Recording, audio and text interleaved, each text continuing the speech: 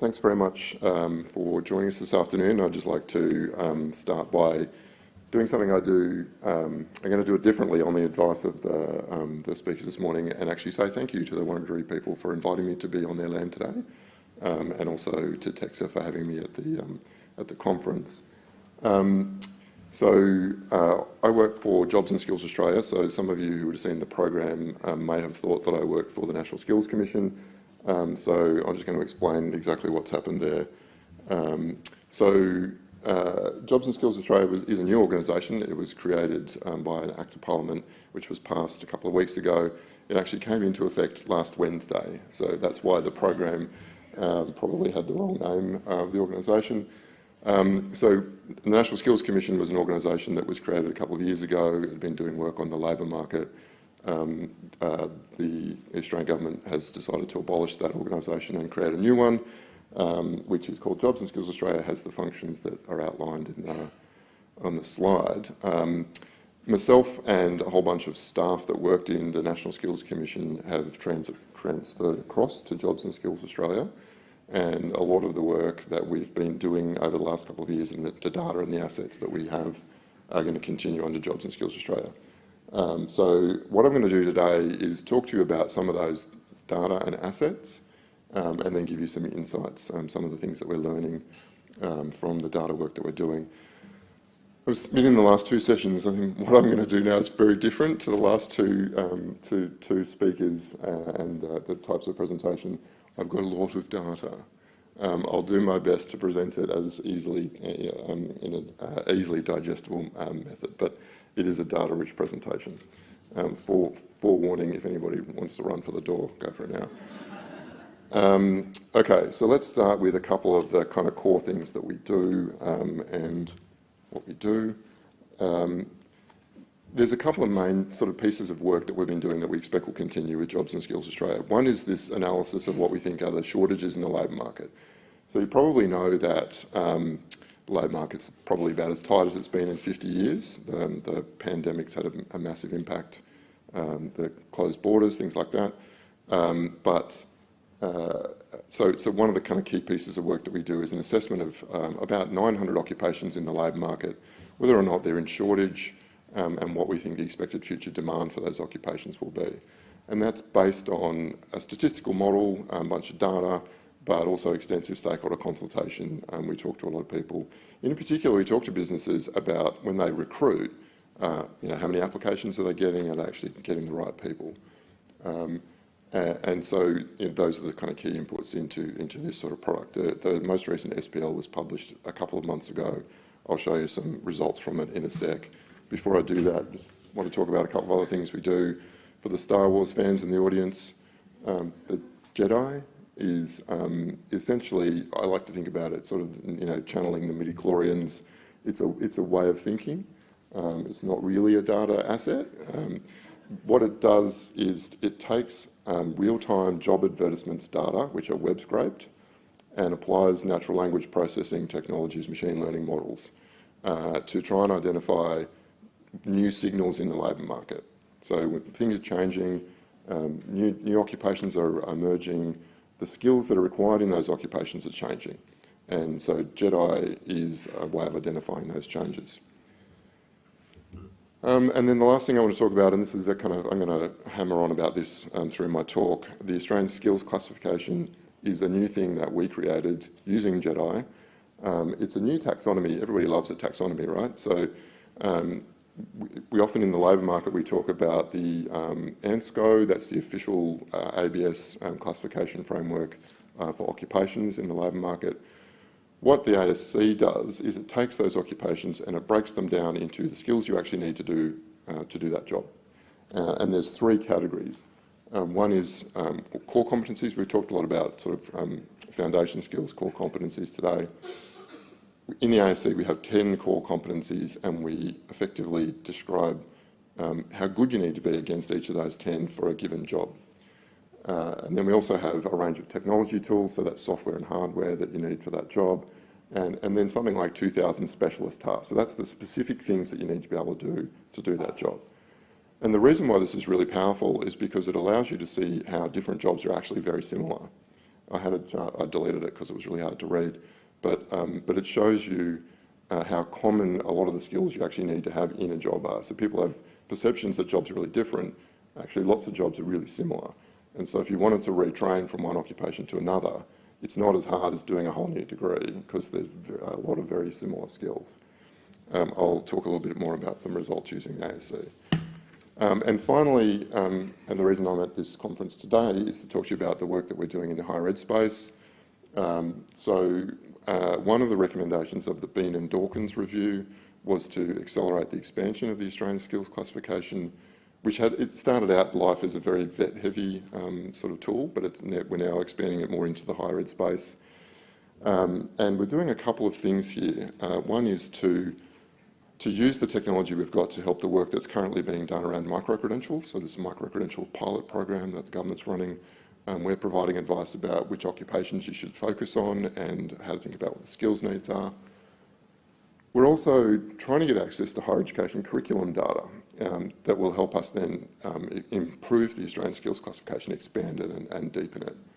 And then finally, we're trying to make the Australian Skills Classification more available so that people like you that might be developing courses or qualifications can use the information, and we have a kind of two-way flow. Okay, so that's the what we do stuff. Now I wanted to go into explaining some of the kind of key findings from how we're applying some of these data tools. And first, just to talk to you, to go back to the skills priority list that I mentioned before. As I said, labour market's as tight as it's been in 50 years. The first skills priority list was published mid-year last year, the most recent one a few months ago. In that time, we found almost twice as many occupations in the labour market are in shortage at the moment. So out of 914 occupations, 31% of them are currently in shortage. Last year, that was around 19%. About 40% of occupations in the professionals group were found to be in shortage, and that's double what it was last year. And that's largely driven by health professionals, where the number of suitable applications for a given vacancy halved in the last 12 months. The other thing about this data, interestingly, there's half of technicians and trades workers are in shortage at the moment. But interestingly, that's actually not that different to the past.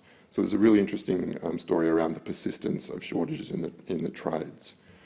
And there we're finding that employers don't get many applications, and when they do, they're finding that the people that are applying don't have the experience to do the job. We had a bit of a deep dive into the SPL results. I really like this bit of analysis. So when we looked at the skills priority list, you break them down into these different occupational groupings. We had a look at it from a gender perspective, and what we found is that the occupations that are in shortage are more likely to have a gender-skewed workforce than the occupations that are not in shortage. So occupations where there's a more even balance of gender in the workforce, they don't tend to have as many shortages. So this data is, it's a complicated chart. So it's the proportion of women are the purple bars. So for a grouping of occupations that are currently in shortage, if there are less than 20% of people that are women in that workforce, that shows up as the purple bars. So basically what this data is showing is that increasing gender diversity in the workforce is actually good for the labour market. So not only is it good for inclusion and diversity and improving people's access, but actually promoting diversity would most likely reduce shortages in the labour market and make life easier for businesses. So I think that's a really interesting finding from this analysis. Another complicated chart, sorry. To go from current shortages to what we think is likely to happen in the future of the labour market, we produce a set of projections. We do this every year where we look at what we think the employment levels will look like in 5 years' time. Essentially what we do is we take the Treasury Department does the kind of aggregate employment forecast. We break that down by occupation. And so this chart shows the expected growth in a range of occupations in level terms on the bottom and in growth rates along the vertical axis, and the size of the bubbles is the size of the occupations at the moment. And from this sort of analysis, we've kind of concluded that there are sort of four, well, we've described them as the 4 Cs. You've got to have 4 something. There were 4 Es this morning. We have 4 Cs: care, computing, cognitive ability, and communication. And so what we're seeing in the data is that care sector occupations like aged and disabled carers, registered nurses, they're expected to record the largest and third largest increases in employment over the next 5 years. And that's obviously driven by ageing of the population and increasing standards, expectations of care. But then there's a couple of smaller occupations that are growing really rapidly. So things like database and systems administrators, ICT security specialists, sort of the tech sector occupations. They're the smaller bubbles, but further up at the top, they're growing really quickly. So that sort of projection's done. We then said, okay, well, what would happen if the economy doesn't look quite the way we think it's going to for the next 5 years? So we've done a scenario analysis where we've looked at a range of different paths that the economy might take over the next few years. And this is, again, there's a lot in this, but essentially we've looked at 3 alternative scenarios. One is what we call an adaptable and dynamic economy. So that's essentially coming out of COVID, everything's going really well, the economy's growing quickly, but digitisation kind of really takes off. So that's sort of one scenario. Then we've done more like a downside scenario, which we've called uncertain world, where essentially the kind of global environment's still uncertain, inflation's really high, the exchange rate depreciates, and that places pressure on the economy. And then we've also started to look at a decarbonisation scenario, which essentially starts to model some of the implications of moving to a net zero economy. And I'll talk a little bit more about that in a sec. But broadly, the conclusion that we got from doing this analysis was actually the broad structure of the labour market doesn't look that different. With these kinds of analysis, you can come up with any scenario you want, right? You can shock the model as hard as you like. But we did a range of what we think are plausible scenarios for the economy and came up with broadly a very similar structure of the labour market. So healthcare and social assistance, professional, scientific, technical services, education and training, and accommodation and food services are going to be the largest contributions to growth in the labour market for the next 5 years under any of those scenarios. A few sort of small tweaks around the edges. There's a couple of things I'd point out. One is in the uncertain world scenario, one of the things we deliberately did there was modelled the idea that people are more worried about global supply chains and access to materials. So there's a sort of preference shift towards Australian-made products, and that shows up as a boost in domestic manufacturing. So you get stronger growth in manufacturing employment under that scenario. Under the decarbonisation scenario, the key thing about this one is this is a 5-year horizon, right? This is a really long-term thing that's going to happen to the economy. And what we've picked up in this scenario analysis is really only the very beginning of it. But interestingly, what it shows is it's the manufacturing and construction elements. So moving towards, clean energy involves increasing manufacture construction of wind turbines, solar panels, batteries, electric vehicle charging stations. These sorts of things are going to happen in the near term. So while there's a long-term trend going on here, in the short term, we're going to expect strong growth for things like electricians, glaziers, insulation installers. Those sort of jobs will be in really strong demand even in the early phases of this transition. So then, just to pick up on that story and deepen it a little bit more, we've started to do a bit of work because the government's asked us to do a piece on the clean energy sector, but we've started to work more broadly looking at what might be described as green jobs. Essentially, we've identified 3 categories of green jobs that are likely to kind of be important for the future of the economy. One is where the shift to a low-carbon economy actually increases the demand for a traditional job. So the job itself doesn't change, but the demand increases. And that might include things like electricians or structural steel erectors or fitters, where the job's more or less the same, but there's a high demand for it. There's a second category that we're calling enhanced green enhanced skills, where the basic purpose of the job is the same, but the sort of tasks and knowledge that you need to do it is changing. And there we think of things like plumbers and even sales workers, marketing managers, civil engineers. What you're being asked to do in that job is different. And so the chart on the left gives you a sense of some of those occupations that are falling into those two buckets. I like the truck driver example here. Like, that's a traditional job, right? But truck drivers are increasingly being asked to focus on reducing their fuel consumption and carbon emissions. So there's a whole bunch of route optimisation stuff that's going on that's changing the nature of the work as a truck driver. So being able to understand what that looks like is useful. Think about how we train truck drivers, for example. And then the final category that we've got are these new and emerging occupations. So essentially these are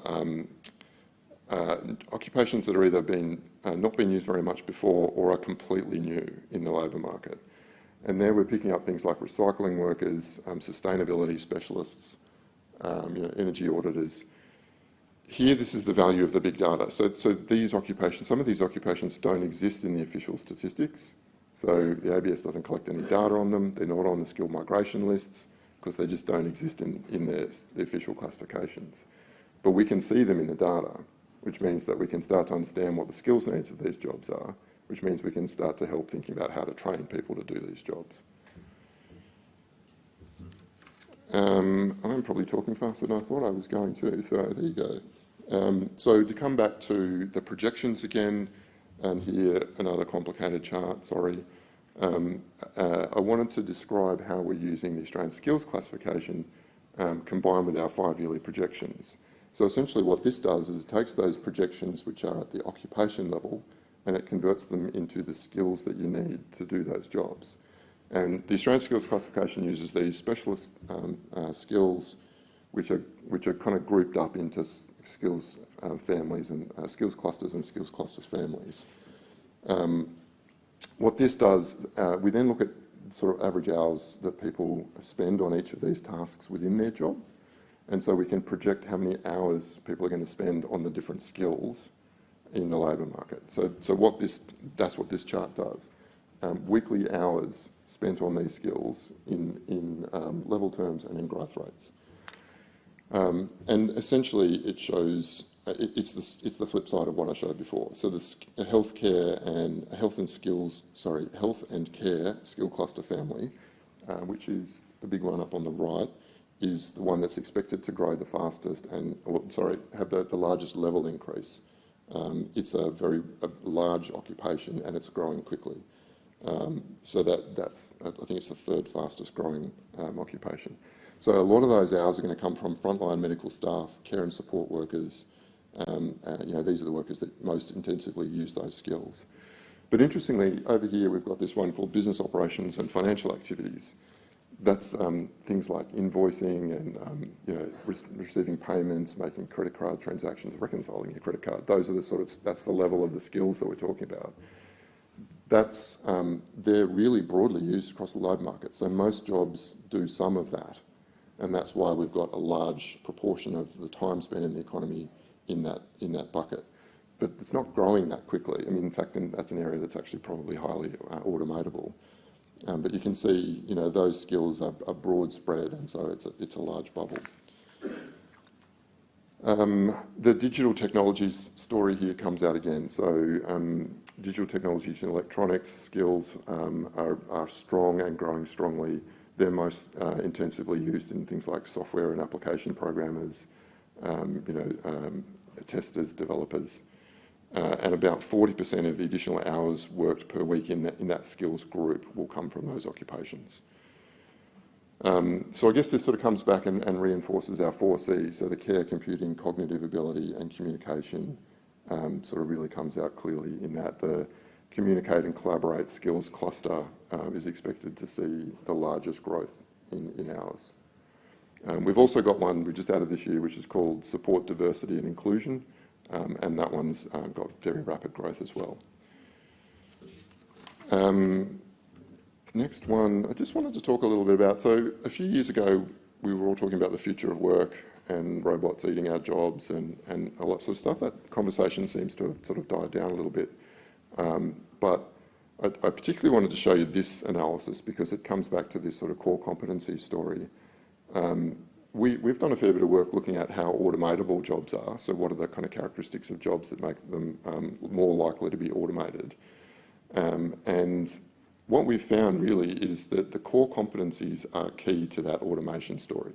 So the core competencies in the Australian Skills Classification are shown there. That's oral comms, digital engagement, problem solving, initiative, teamwork. And these are things that are in every job. But the way the Australian Skills Classification works is that they're more important and you need a high level of proficiency in some jobs relative to others. So what we found when we did this automation analysis is that there's a strong correlation between the level of proficiency of these core competencies and the likelihood of the job being automated, inverse correlation. So jobs that have a low level of proficiency are much more likely to be automated. You think about sort of, chatbots, automating customer service scripts, that sort of thing. So we found that very high level oral communication, so the dark black, I guess, box there is the oral communication one. What we found there is that high level oral and written communication skills is associated with the least likelihood of being automated. So that, this whole story about soft skills, core skills, it's actually really important, practically really important, and we can see that in the data. All right, I'm almost there. So I wanted to come back to where Stefan this morning was talking about the megatrends, these big forces shaping how the economy and the labour market's likely to change. I know this is a really dense slide, I'm sorry about that. But essentially what we did was we took Stefan's 7 megatrends and we looked at which skills clusters in the Australian Skills Classification are going to be most important for each of those megatrends. And this is a little bit more fuzzy. A lot of the work we do is pretty rigorous statistically. This one's a little bit more, stick your finger in the air. But essentially, we're identifying the same sort of common themes. So ICT, systems and design thinking, sustainability and environmental management, impact reduction practices, engineering research, automation, and then the sort of supporting each other. Stefan talked about the human dimension this morning, so that's going to be a really massive trend in the labour market in the future. So those skills around supporting each other and community really featured strongly when we did this analysis. So I guess the megatrends, we kind of felt quite comfortable that the megatrends supported our 4 Cs model, so care, computing, cognitive ability and communication. But really what's come out of the work we've done this year is the importance of climate. So now we're going to have 5 Cs. Like 4 was fine, now we've got 5. So there's a broad range of skills that are going to be required to transition to a net zero economy and manage the impacts of climate change. They're going to impact on the economy in a range of different ways, and understanding the skills needed in those occupations is going to be really important. One of the things that we've seen so far in the data is that there are emerging occupations, new things that are coming up that we haven't experienced before. So that's really a growth opportunity. So there's new things that we can be training people to do, and there will be jobs there in the future. Okay, so this is my last slide. So just to conclude, what I've tried to do is to give you a taste of the sort of analysis and tools that we're using at Jobs and Skills Australia. We're working on identifying skill shortages and occupational demand in the labour market, but we're really keen to change the nature of the conversation away from occupations and towards skills. So what do you need to be able to do? And the reason we're so keen to do that is because we hope that this will help improve the flexibility of the labour market, and we're working very closely with education sector, employers and even students to help think about the transferability of those skills, to help think about workforce planning and the design of qualifications and the way the training system meets the needs of the labour market.